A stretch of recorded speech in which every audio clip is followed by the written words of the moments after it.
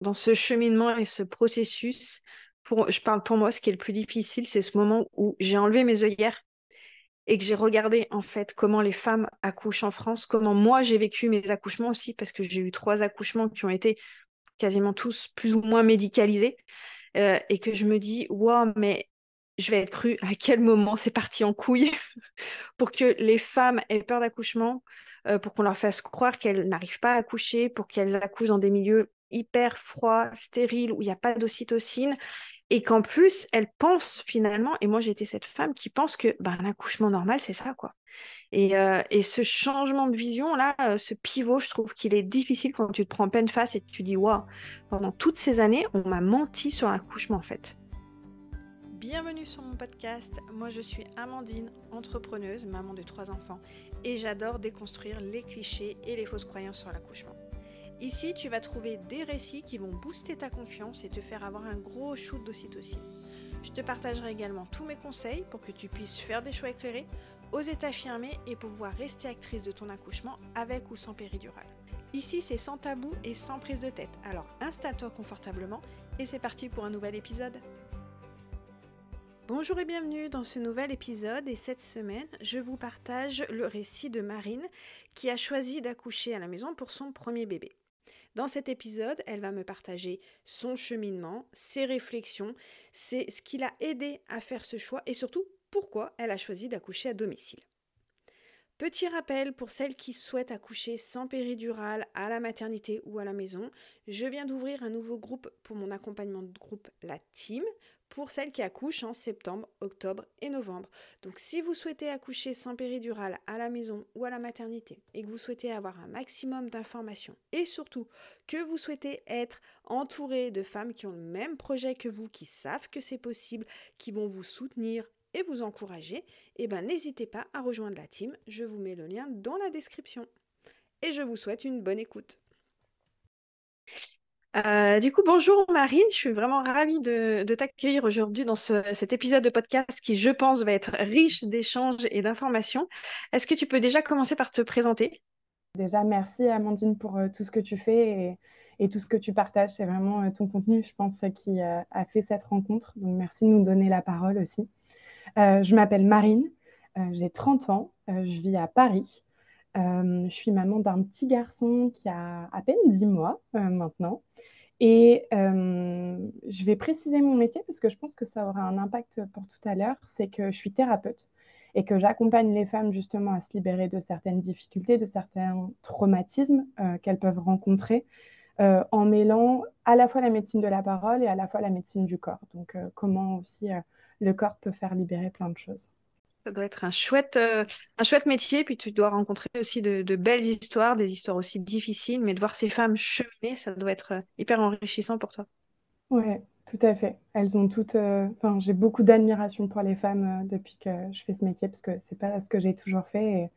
Et je trouve qu'on a une résilience et une puissance en nous qui est incroyable et qui mériterait d'être plus mis en lumière.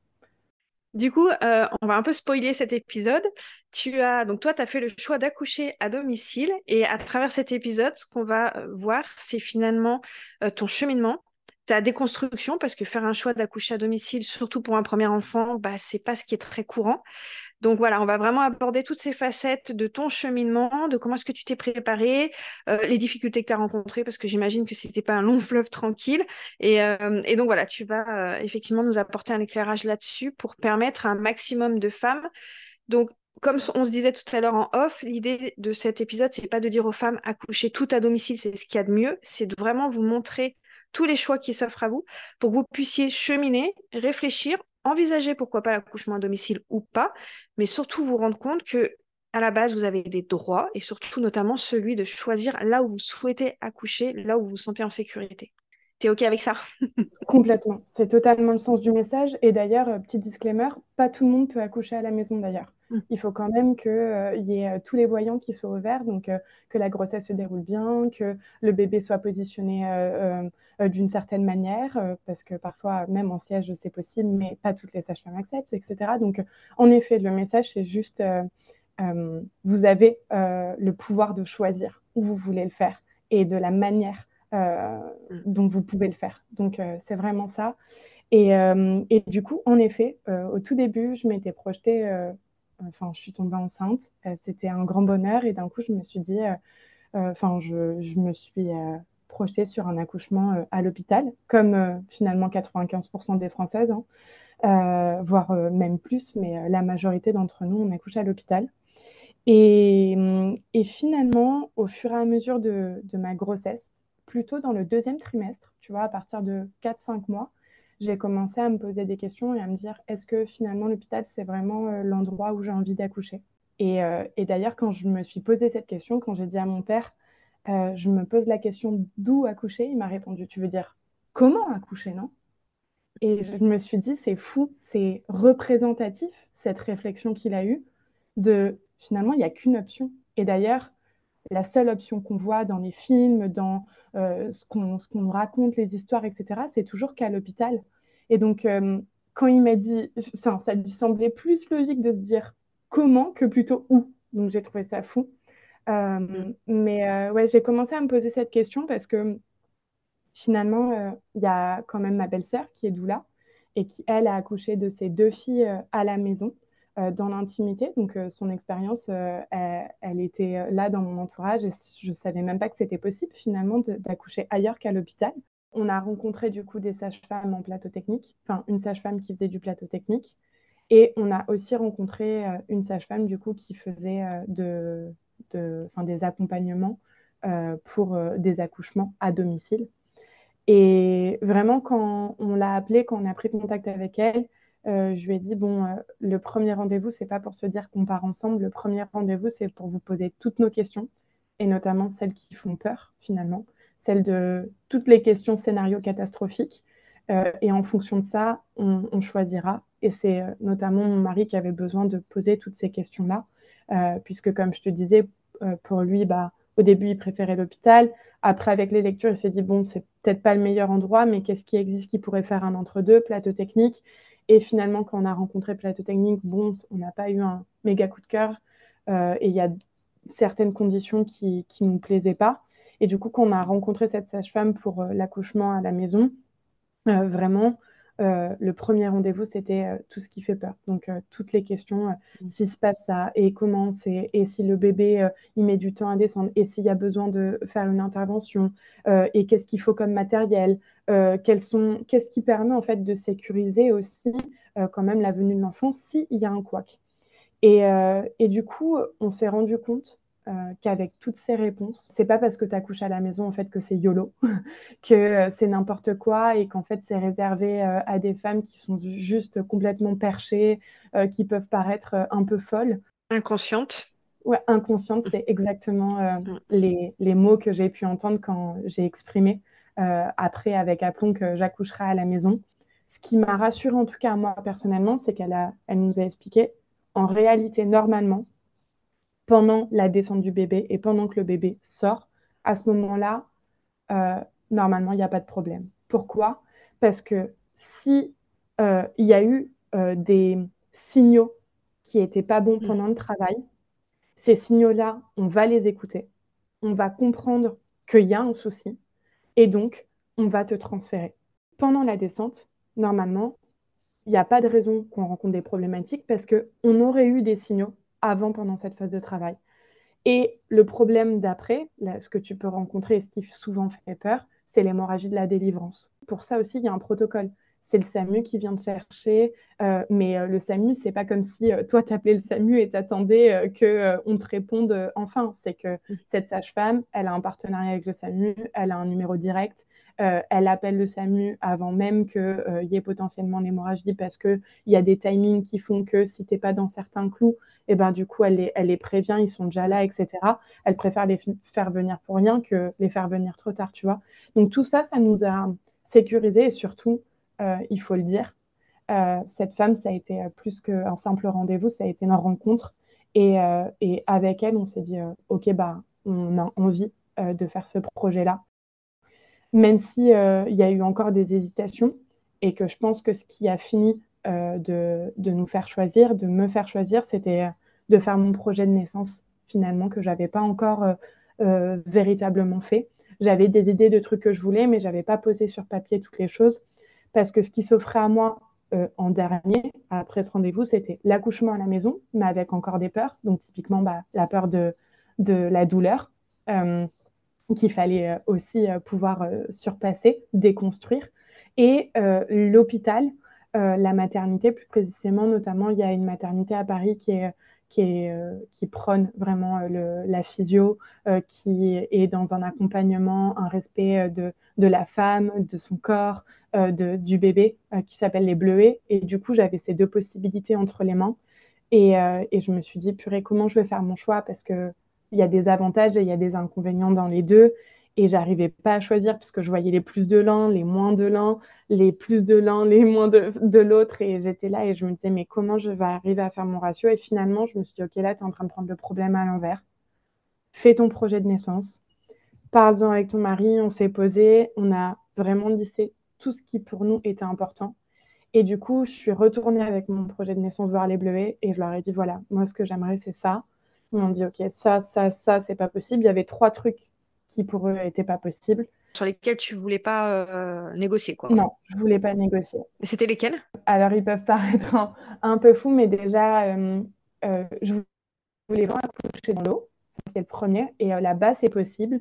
Donc, je le précise pour les femmes. Souvent, c'est des baignoires de pré-travail qui permettent de soulager la douleur, mais ce sont généralement pas des baignoires qui permettent la naissance. Donc, si vous avez une volonté d'accoucher dans l'eau, demandez bien à l'hôpital, est-ce que vous pourrez vraiment donner la vie dans l'eau? Ce qui est, par exemple, au Bleuet, tu vois, il y a 3 baignoires.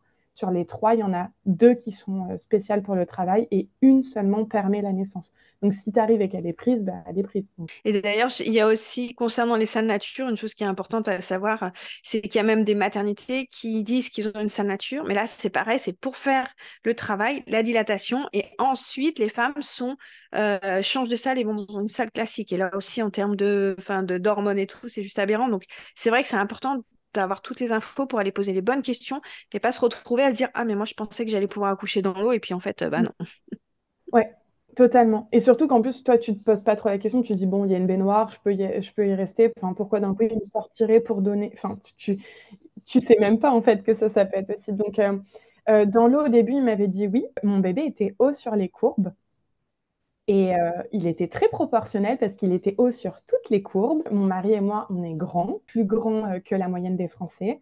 En fait, notre bébé, il était juste à notre image. Et en fait, ils m'ont dit que du coup, accoucher dans l'eau ne serait plus possible. Et pour tout te dire, ils m'ont même parlé de déclenchement. Et j'ai eu un rendez-vous un peu à ce moment-là compliqué avec une gynécologue qui m'expliquait tout un tas de trucs horribles. Accoucher dans l'eau, du coup, c'était plus possible. Le deuxième élément, c'était je m'opposais à l'injection d'ocytocine pour éviter l'hémorragie de la délivrance. Et du coup, ça m'a valu un rendez-vous avec la doctoresse en chef du service de gynécologie pour lui expliquer mon point de vue. Et mon point de vue, il était simple, c'était vous faites confiance au corps pour tout l'accouchement, mais par contre, donc pour sortir le bébé, pour lui donner la vie, par contre, pour sortir le placenta, là, vous vous dites, ah non, non, non, elle ne saura plus faire. Son corps, il ne saura plus faire. À ce moment-là, par contre, vous voulez absolument m'injecter une dose d'ocytocine. La fin de notre discussion, ça a été, Madame, si en fait, ça fait partie du protocole. Et si on n'avait pas ce protocole, bon, on ne pourrait pas accoucher X naissances par an. Donc, je lui ai dit, donc vous reconnaissez bien que cette dose-là, c'est juste pour gérer les flux et gérer les chambres et gérer les naissances, mais ce n'est pas pour le corps, en fait. Je fais juste une petite parenthèse pour vous dire que si vous souhaitez plus d'informations sur l'ocytocine de synthèse pour la délivrance du placenta et si vous avez des peurs concernant le risque d'hémorragie, dans l'épisode 28 de ce podcast, je vous donne plein d'informations pour que vous puissiez avoir une vision très claire et surtout faire un vrai choix éclairé. Et du coup, je te coupe juste là par rapport, parce que c'est vrai que l'hémorragie, c'est quelque chose qui fait hyper peur. Et on en parlait tout à l'heure, l'étude justement de l'APA, des sages-femmes à domicile. Il y a une étude qui est sortie encore cette année. Ça fait 2-3 ans, je pense, qu'elles font cette étude entre les accouchements à domicile et les accouchements à la maternité. Donc, c'est important de remettre dans le contexte. C'est dans les 2 cas des accouchements à bas risque. Et les chiffres montrent bien qu'il y a moins d'hémorragie de la délivrance à la maison, sans injection d'ocytocine de synthèse, qu'à la maternité où il y a ces protocoles et il y a cette fameuse injection. Donc voilà, c'est important de rappeler que le corps des femmes sait faire, il sait délivrer le placenta.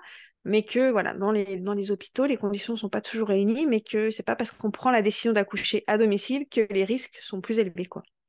Bah, d'ailleurs, les chiffres, je les ai notés. La réduction d'hémorragie de la délivrance à l'hôpital, c'est 16%, à la maison, c'est 3%. Ouais, ça fait quand même une sacrée différence. Ça fait un sacré écart.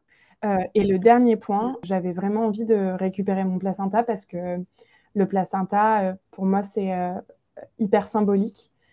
C'est l'organe, c'est le seul organe du corps qui est éphémère, que notre corps construit pour vraiment aider le développement de notre enfant, enfin, sans lequel même ce ne serait pas permis. On dit souvent que le placenta, c'est le jumeau du bébé. Et du coup, tu vois, typiquement, quand le placenta il est sorti à la maison, bah, j'ai pris le temps de mettre mes mains dessus, de remercier en fait cet organe qui avait permis la vie de mon fils. Et la sage-femme, elle m'a même expliqué comment il s'était accroché. On a pu le regarder, l'observer, enfin vraiment voir à quel point c'était magnifique. Et comme on dirait vraiment le pattern d'une feuille, finalement, tu sais, d'un arbre qui pousse. Enfin, c'était vraiment très beau.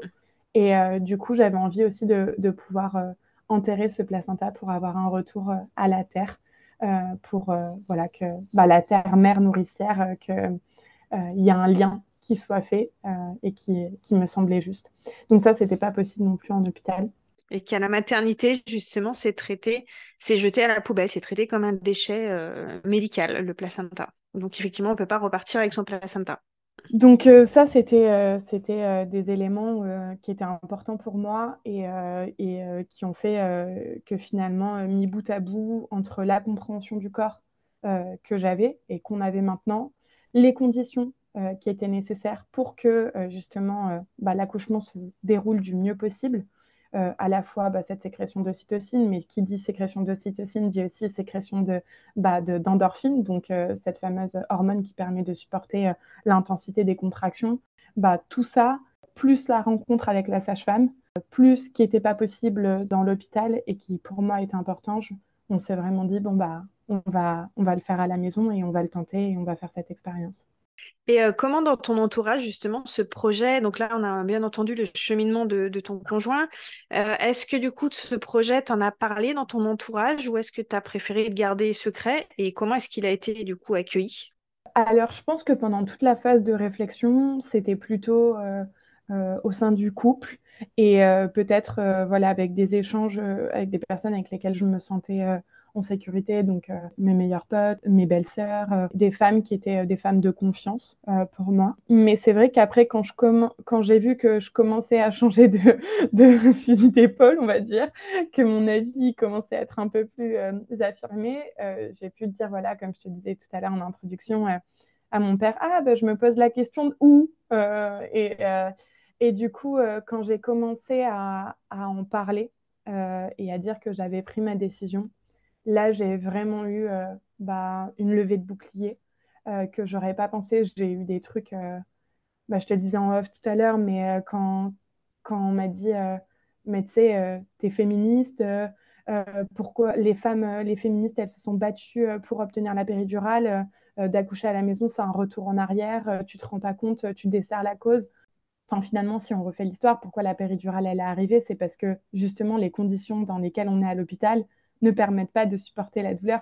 Et souvent, je le dis, même si c'est pas du tout un concours et c'est pas une compétition, mais quand on me dit, je dis, ah, j'ai accouché à la maison, on me fait, waouh, ah ouais, tellement, t'es ultra puissante et tout est fort. Je dis, mais vous savez, pour moi, celles qui sont encore plus puissantes, c'est celles qui accouchent à l'hôpital sans péridurale. Parce qu'elles, elles sont même pas dans les conditions pour pouvoir sécréter Mm. justement ces fameuses hormones. Donc pour elles, enfin, je dis, moi, j'ai plus d'admiration pour elles que pour moi qui ai accouché à la maison, tu vois. Donc, ouais, ça a été un peu dur, ou par exemple, des réactions voilà, de mon entourage, de ma famille, qui n'a pas forcément compris mes choix, et où ça a valu des discussions, ou même voilà, des moments où bah, on m'a plus parlé pendant quelques jours parce que justement, j'étais une inconsciente, j'étais une folle, que c'était n'importe quoi, c'était complètement fou de faire ça, et que même pire encore, j'allais mettre en danger la vie de mon fils et que mon fils, il allait mourir parce que j'avais fait ce choix, tu vois. C'est vraiment des phrases que j'ai entendues. à ce moment-là, waouh, ça m'a vraiment bousculée. En plus, bah, quand tu es enceinte, généralement, en tout cas, je vais pas faire de généralité, mais moi, j'ai été plus sensible. Et donc, du coup, tu vois, d'entendre cette phrase-là, ton enfant, il va mourir. À cause de toi, en plus. C'est ça le sous-entendu. Oui, bien sûr, à cause du Ouais. choix que tu as fait. Ou même, on m'a dit, mais on pensait que vous étiez des gens intelligents avec ton mari. Comment c'est possible d'être intelligent et de faire ce choix? Ouais, ouais, ça montre bien l'ignorance et les peurs finalement qu'il y a des gens, les peurs des gens, c'est-à-dire que la sécurité, c'est l'hôpital. Tu sors de ça, tu es complètement inconsciente et mise en danger de ton enfant, quoi. Bah parce que aussi pourquoi? Parce que dans notre société, on pense que l'hôpital, c'est enfin l'homme en blouse blanche, c'est une suprématie aussi, tu vois? Et de Mm. remettre en question sa parole, c'est compliqué. Donc de remettre en question le fait que tu te sentes en insécurité à l'hôpital, ce qui pour moi était le cas finalement, ce qui était devenu avec les témoignages que j'avais entendus, avec ce que j'avais lu sur le corps, avec ce que les échanges aussi que j'ai eus à l'hôpital, qui parfois n'étaient pas toujours, voilà, comme je te disais, des plus doux. Bah là, je me suis dit, en fait, ils traitent que des pathologies, ils voient la grossesse comme un acte médical, enfin l'accouchement comme un acte médical, et donc qui dit médical dit besoin d'intervention. Si finalement Mm. eux, ils font un accouchement où ils n'ont pas intervenu, ils sont pas intervenus, limite peut-être pour eux c'est un accouchement raté, j'en sais rien, tu vois. Ou quand j'entends les femmes Mm. dire, c'est le docteur Y qui m'a accouché, Qui m'a je accouché. t'avoue, ça me parle. Je me dis, mais Ouais. non, mais c'est toi qui as Mm. accouché, c'est pas lui qui t'a Ouais. accouché. Mais c'est vrai qu'il y a aussi, je pense, beaucoup derrière l'accouchement à domicile, ce rééquilibre, c'est-à-dire qu'on a mis très longtemps, bah, comme tu disais, l'homme en blouse blanche avec le savoir, le pouvoir sur cette femme qui va contrôler, nous, pauvres femmes ignorantes qui devons se laisser accoucher. Et là, quelque part, tu viens ébranler finalement toute cette construction patriarcale, il faut aller jusqu'au bout de l'idée, où tu viens dire, j'ai pas besoin d'un homme pour accoucher, je me fais confiance, je veux accoucher seule. Et là, je pense qu'effectivement, ça vient sûrement heurter énormément de constructions sociales qui sont très, très ancrées dans notre société, quoi.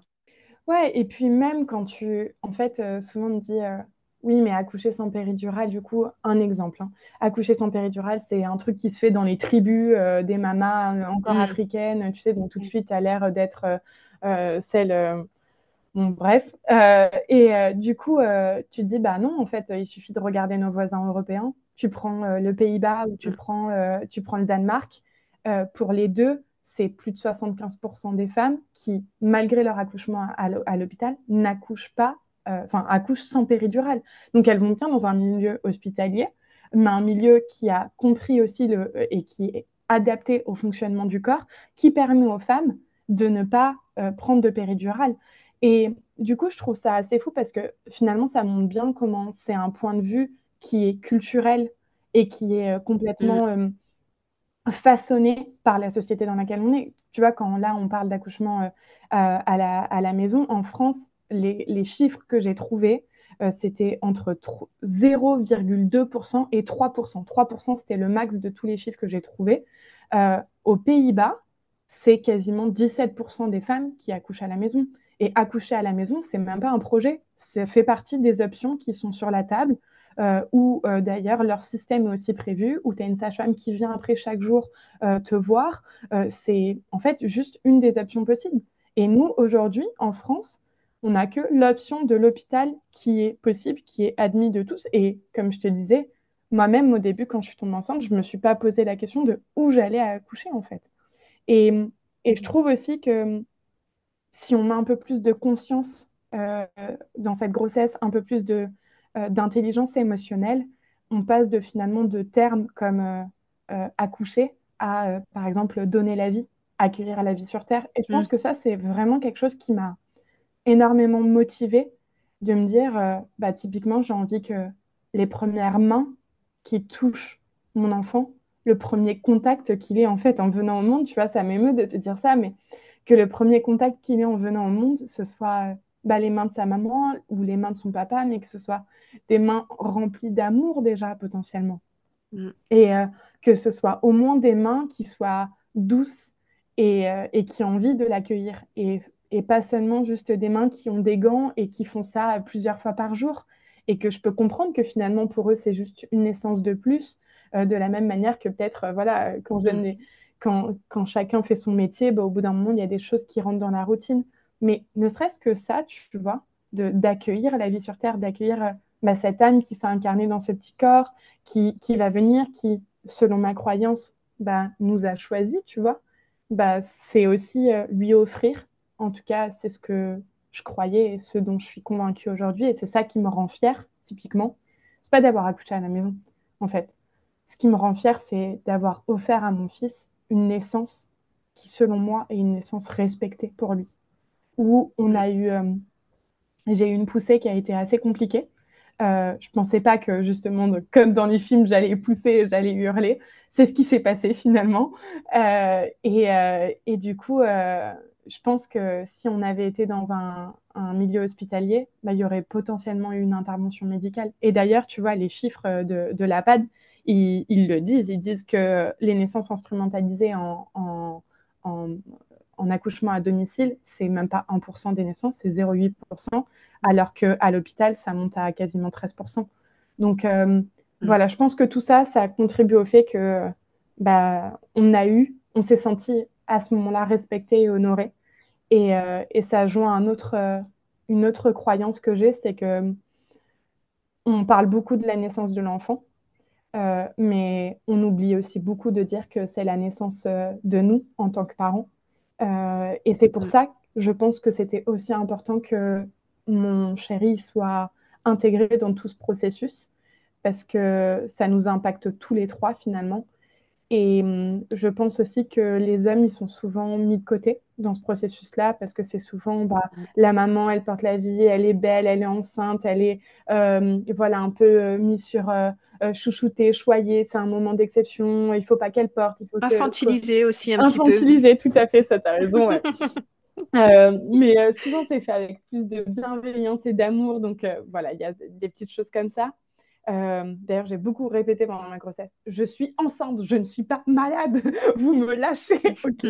Mais Ouais. du coup, je pense que pour les papas, c'est cool aussi de les impliquer, en fait, parce que eux, à part voir notre ventre s'arrondir, ils ne se rendent pas compte de tout ce qui est potentiellement en train de se passer. Puis parfois, nous-mêmes, on l'a dit tout à l'heure, finalement, on ne se rend pas compte de la transformation qui est en train de s'opérer. Et du coup, de pouvoir en parler, qu'eux aussi soient impliqués avec le projet naissance, typiquement, je trouve que c'est vraiment un outil qui est incroyable pour déjà les préparer, commencer à visualiser comment ça va se passer et quelle naissance du coup on veut offrir. Ça permet de préparer à la fois la naissance de l'enfant et à la fois notre propre naissance en tant que parent. Je te rejoins complètement et c'est vrai que tout à l'heure tu parlais de naissance respectée aussi et je trouve que c'est important et c'est un peu le cheminement qu'on fait finalement quand on enlève un petit peu ses œillères, de se rendre compte qu'on a vraiment été éduqué à l'idée qu'un accouchement c'est un acte médical et que l'aboutissement final de ça, de cet acte médical, c'est que la femme, elles sont en vie et que le bébé Ouais. soit en vie.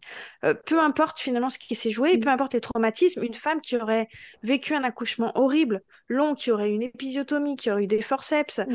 qui sera peut-être même fini en césarienne, on lui dit oui, mais t'es en vie. Alors oui, bien sûr, c'est la base, on est d'accord, on veut que la femme et le bébé soient en vie, mais on oublie quand même que, comme tu dis, un bébé qui arrive sur Terre, qui est arraché à sa mère, qui est attrapé par des gants, qui va être aspiré, pesé, ouais, il est en bonne santé, mais quel est l'accueil finalement qu'on lui Mm. fait à ce bébé? Comment cette femme, elle va vivre le fait qu'on lui prenne son bébé, qu'on aille le peser, qu'on lui ramène tout habillé? Ça vient aussi Mm. questionner effectivement sur les bases, oui, effectivement, le fameux tu vas bien, ton bébé est en pleine santé, ok, mais qu'est-ce qui se joue émotionnellement, psychologiquement, cette fameuse matrescence, comment ça va être Mm. vécu par la femme? C'est des choses qui sont aussi complètement invisibilisées dans ce processus de l'accouchement. Ouais, ou parfois tu dis à une femme comment s'est passé ton accouchement. Ah, super, ça a été juste un peu compliqué au bout d'un moment pour la descente dans le col. Du coup, la Mm. sage-femme, elle est montée dessus. Et t'es en mode, c'est un geste qui est interdit maintenant de monter sur le Ouais. ventre.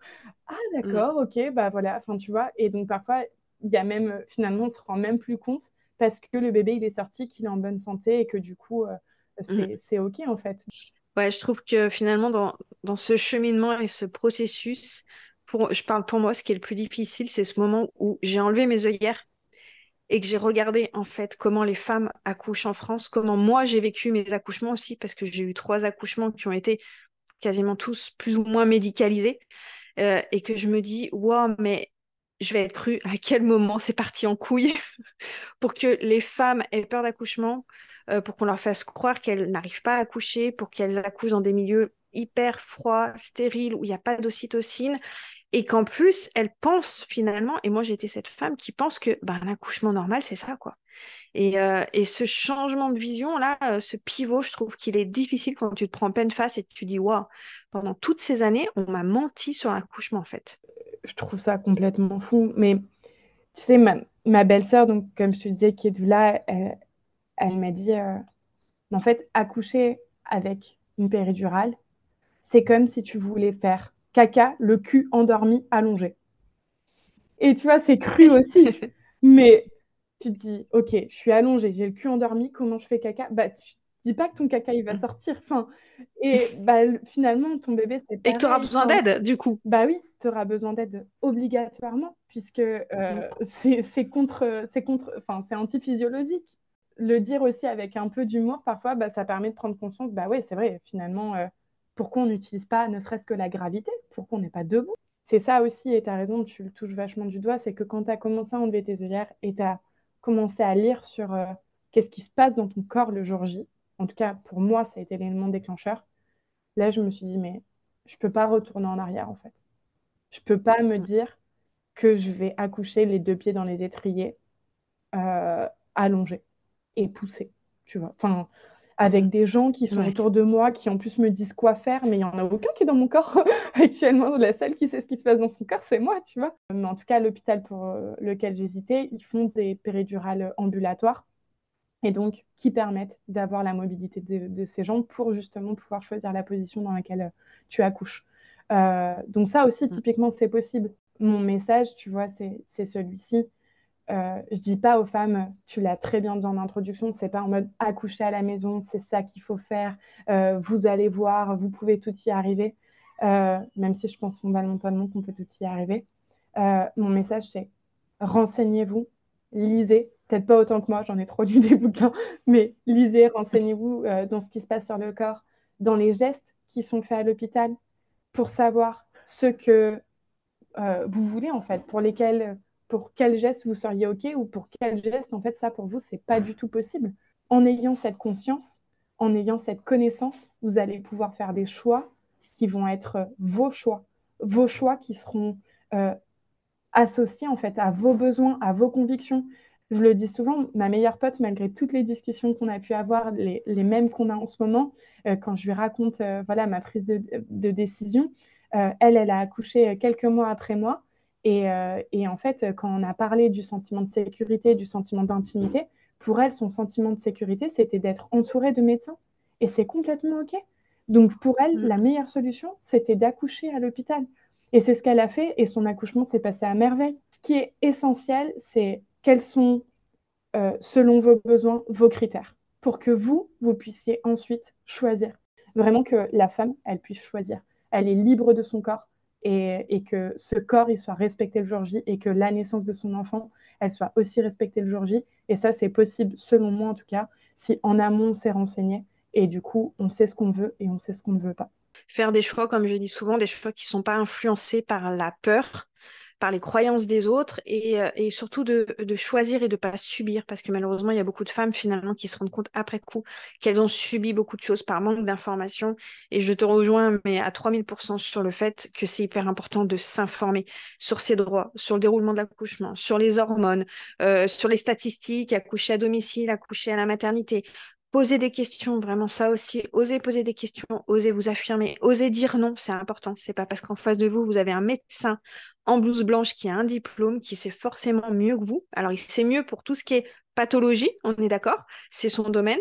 Mais si votre enfin, si votre grossesse se déroule bien et que votre accouchement se déroule bien, la meilleure personne pour faire des choix et savoir ce qui est bon, bah, c'est vous. Et c'est vrai que ça, c'est quelque chose aussi qui a été complètement oublié. Donc, vraiment, je le dis à chaque fois, mais le savoir, c'est le pouvoir et c'est vraiment ce qui va permettre aux femmes de faire des choix en conscience, que ce soit à la maison ou à la maternité.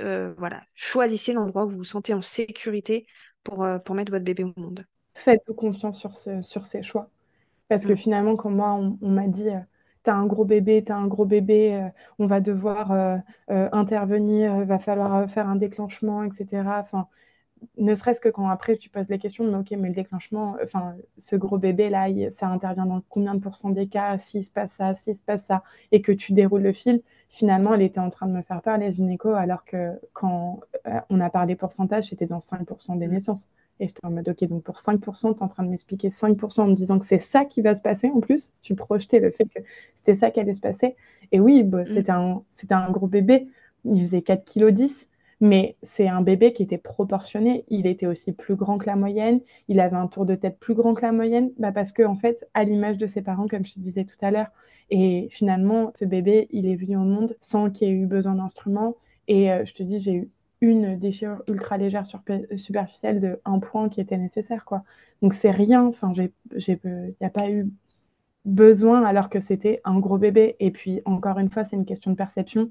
J'ai une amie, elle a aussi accouché au même moment d'un bébé qui faisait 4 kilos, sauf qu'elle, elle est néerlandaise. Et quand elle a dit que son bébé faisait 4 kilos, on lui a dit, ah, ça, c'est un bon néerlandais, c'est un beau bonhomme.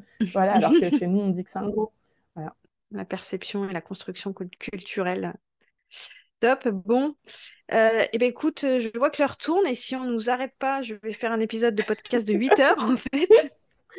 Donc, donc, en tout cas, merci pour cet échange, pour voilà, finalement amener ta vision, tout ce cheminement qui va, j'espère, me permettre voilà, aux femmes d'oser poser des questions. Et est-ce que tu pourrais finir cet épisode pour donner un conseil si justement là il y a une future maman qui nous écoute et qui serait tentée par l'accouchement à domicile? Alors comme on disait au départ, le but de cet épisode c'est pas de pousser les femmes à accoucher à domicile, mais voilà, s'il y en a certaines qui sont un peu dans cette hésitation, qu'est-ce que tu pourrais leur dire justement pour les conforter dans ce choix? Je pense qu'on l'a beaucoup dit, mais le savoir, c'est le pouvoir. Donc, bien comprendre ce qui se passe pour avoir confiance en son corps et en la capacité de son corps à la fois à donner la vie et à la fois à pouvoir traverser cette épreuve et supporter l'intensité des contractions. Et je pense que l'autre conseil que je donnerais, ce serait, vous avez envie potentiellement de ça, d'accoucher à la maison, ça vous titille, bah, rencontrez la sage-femme. Rencontrez la sage-femme et en fonction, au pire quoi, vous la rencontrez Mm. et vous lui dites bien sûr que c'est un rendez-vous de découverte exploratoire parce que vous vous posez des questions pour pas lui faire perdre du temps non plus, pas pour rien, mais qu'elle sache où elle met les pieds. Et peut-être que ça va influencer le rendez-vous de la même manière que je vous le partageais tout à l'heure. C'est voilà, un rendez-vous, vous avez préparé vos questions. Finalement, pourquoi vous hésitez? Qu'est-ce qui vous fait hésiter? Pour que ce rendez-vous, il vous permette finalement de prendre une décision et de savoir si, en effet, c'est là que vous avez envie d'accoucher et si c'est aussi avec elle que vous avez envie de faire équipe. Parce qu'il faut pouvoir faire équipe aussi avec elle ce jour-là. Voilà, ce serait ça. Donc, le savoir, c'est le pouvoir et la rencontre. Eh ben merci en tout cas Marine pour tout ça, pour ce chouette partage qui j'espère va booster un maximum de femmes et je te dis à très bientôt. Merci beaucoup, Amandine.